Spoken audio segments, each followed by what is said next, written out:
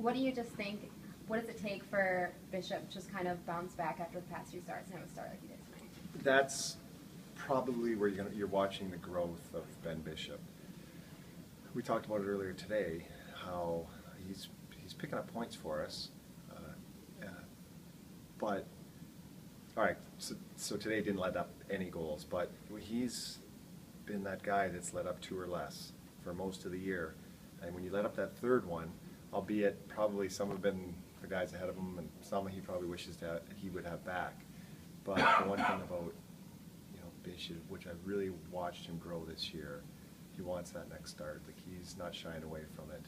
And this is a tough game to play because of the pretty structured team, and you're in the middle of a chess match, waiting for everybody's following each other's move. But it was big that we got the lead, and I thought he made that. I think it was the big probably turning point. We might have been up 1-0. I can't remember, but he makes that arm save 2 on Ryder when he's laid out, and then we go down and score. I think that's how it played out. And you need your goaltender to stop the ones he should, and then come up with one that's a big one, and that was it. And I thought to keep them off the board, and then we went down to score was big.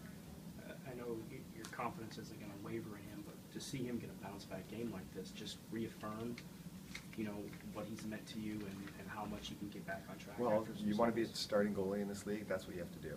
And he, coming into the year, was 50-50, who was going to get the lion's share of the games. And right from the get-go, he has asserted himself. But you have to understand, if you're going to play, I don't know what he's going to end up playing, probably in the 60s, you would imagine. You're going to have some ebbs and flows like everybody else, but he's had probably less than most. And so I think our guys played outstanding in front of him, but as I said, he made the big save when we had to, and you need your goalie if you want to get into the playoffs. You need your goaltender.